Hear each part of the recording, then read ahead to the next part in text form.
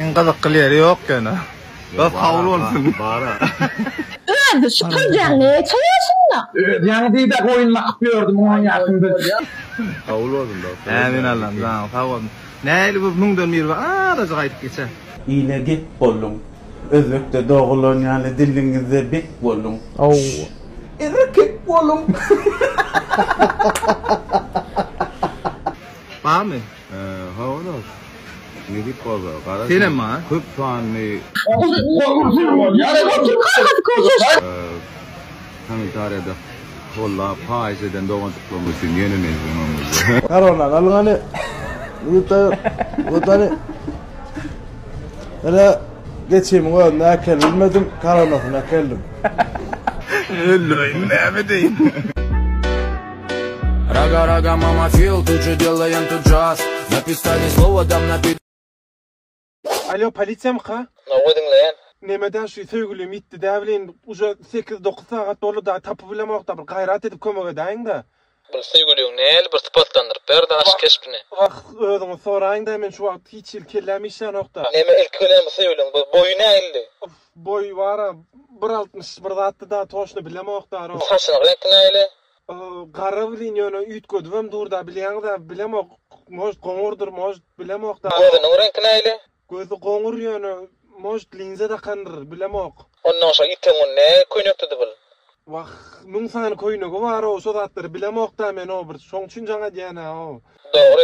Neme ondan sonra iten günü näl gitti bul bola hadisi ne hin rak düşündür. Şo men maşinamy alyp gidipdir dar o. Maşin el maşin. Seret 2012-nji ýyl S-Class Corolla. O izinle kolonka pianer oturdular, ekran pianer oturdular, arkasynda boçkalar we iz qıpırjyna ikisem kesilen 16-lyk tigirler we türok komponiýa keramika edilen ýyky öňkü faralary täze goýulan 1.6 motor we gaýrat edin ýagynam täze çalyşypdym dar o. Bol mesle maşin tapda sarqaym oğlum. Ola garaşýan jaňa daýyň da haýş.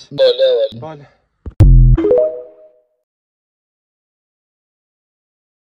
Bugünkü tema emoçları değişti. Emoçlar. Accountlar mı näme? Bir zat gır näme account däliner we ne eyle beýle. Diýjek bolýanym goýýan istoriýalaryňyzda arasynda moýuruk, aýuruk, maraljan, aýlarjan, planjan, eýlejan, nämejan. Şolar bilen söýüşýäňiz. Barkuny sam söýüşýäňiz molim istoriýaňyzda любви достойно только мать. Realne serce etamamine serce näme bla bla. Durumda jo burada to bir accountlar beýtläňde ekun söýgüliňiz goýup ekuna meçeňiz goýup. Men açmadım da ara.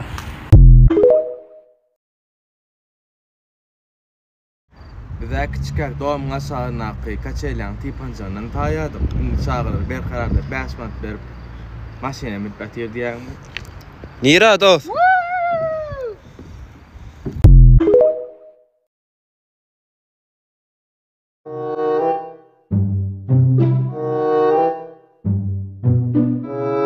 Nämçün baýguşwada garyp kuş ýok. Nämçün biz gyzlara lakat ýasa pamada tamyzok.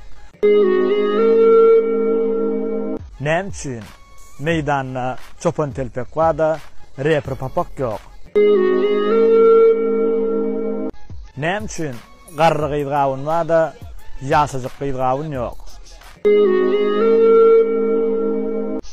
Nämçün käbir mugallimlara mollim diýsen gahary gelýär. Nämçün Columbia Pictures ne представляет.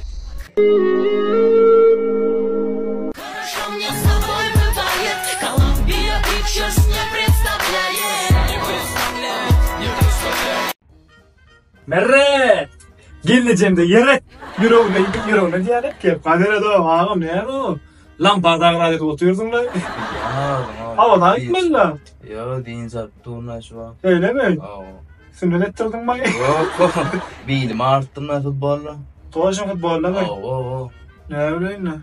Lan geleceğim yok mu? Kayıtta. Ne ettin ayağım? Oo. Görmen o. Ya öyüne kayıttı. Şey değilsin ama kayıttı. Hadi sana açsın o oyun. Ay kayıtta o deyince ne arasında? Şöyle mi? Öyle öyle. Bu ne sessiz oraya mı? Ay gençlerin sesinden var ya da bundan sonra bunu Ayca diyeme de yani gencim sesi var. Öyünü diyor usta kat bir oynayalım. Akşam hayatına oynayalım. Ne ben mi? Şunu ben ses vereyim mi? Al ver hani. Yaxşı mı? Onun etkisi yaratıma görküme. Onun için mezun olan yerkime.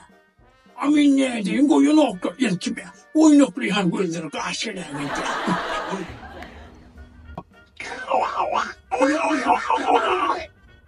Nerede? Artist ol sen o. Raca sahi. Yaşadın benim racamın. Racamın yaşadın. Nereden geldin lan? Ne diye Polşa yörep barp bolyam haliş. Kardeşim sen Christopher Kolumb musun amına koyayım ya? Şirin Pergat'taki Pergat mı sen dağa düze çıkıp barın emeçin? O sen yörek geliyorsun ömrün dünya 10.000 kilometre aramızda kardeş sen ne prikol tutuyorsun bolşun mu yaşıyor? Evet. O millet takmen doğru gelen elde san sonra ver falyadır granitsa no yörek gel. Granitsa atarlar da itatan yal dost. Yörek barp bolyam şundan amır sonra o ama ne ettiniz emin prikol tutuyorsun ya bolşun mu şu? Evet. Ağam akardan koyun çıkyamaydı. Dostum can akardan koyun kavat çıkya günne çıkıp duran aslan oygu akardan pil çıkya da spirkal horoz çıkya. Diyorsun yumurtqa çıkya. Ay qarat samalar da aray dostum. Gülmekden ne içmekten ayırmadın dostum can. Sana sağ ol dinge bergiden algıdan ayırsın diye.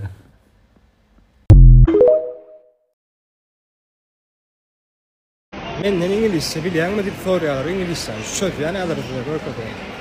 Excuse me sir, taksi durağına nereden gitmeliyim? Taksi durağına nereden gitmeliyim? Ha, berden koyun gittin yok öyle kişiden doğrudan. Boldu sağ ol brat. İngilizcem şöp ya, mesele yoktur İngilizcem. Yine SMS yaz meni iyiydi. Yine aladet moy kadamı deydi. Yine İngirde sayqayan deydi. Soňam köşeşdir 50 manat berdi. SMS yaz meni iyiydi. Yine aladet nirede deydi. Yine İngirde nefimi iyiydi. Soňam köşeşdir sayqayan deydi. Дети, ну хоть немного учитесь в школе. Dünyanın en günorta paytaxtı qaysi şehir? Günorta şeker ol ya da günorta olsa. Günorta ortada qawlana. Günorta ol ya. Теперь мы все знаем, что юг это вот тут, прямо в центре. Yer şargıdan da gelýärmi? Yer toğulagy. Demirgadyk. Günorta, günmatar, günnogar. Ha, günnogar bolýar orta. Günorta bolýarmy? В принципе, зачем популярному певцу знать, где какая часть света? Он же не путешественник, правильно? У него два основных направления. Где синтезатор, там надо петь. Где хозяин свадьбы, там надо брать деньги.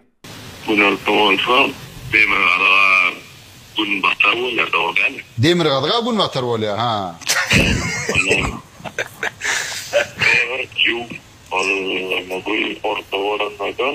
Ага. Ладно, допустим, один певец это полмозга. Добавим второго певца, получается, что-то должно получиться. На самом деле вопрос сложный. И я, например, без должной подготовки не смог бы на него ответить. А если вы знаете ответ на этот вопрос, то напишите, пожалуйста, в комментариях. Мне очень интересно, знаете ли вы? Скорее всего, нет. А пока наши певцы не могут найти юг, американцы не могут найти Супермена. Men geldim. Ýam geldiňmi ýolda tren motor aýtdar. Spider kel, men açırım. Bar sen gidibe. Наверное, у инопланетных захватчиков сейчас какой-то отпуск, потому что все американские супергерои сейчас подрабатывают у нас доставщиками. Taýin 20 gökde fäsmeli. mesele däl. А чтобы не превышать скорость и не создавать аварийные ситуации на дороге, то заказ доставляется на велосипедике. Молодец. Блять.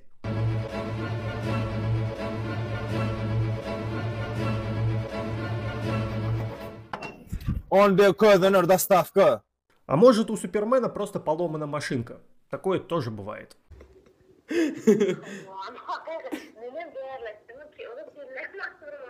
Alo. Degişat. Degişat. Degişat. Alo. Degişat.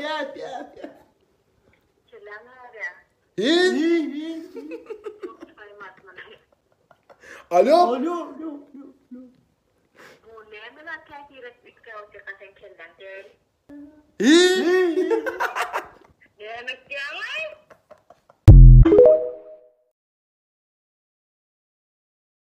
Yağmur o kapassadım oyunu kulkap geliyor diyen mi?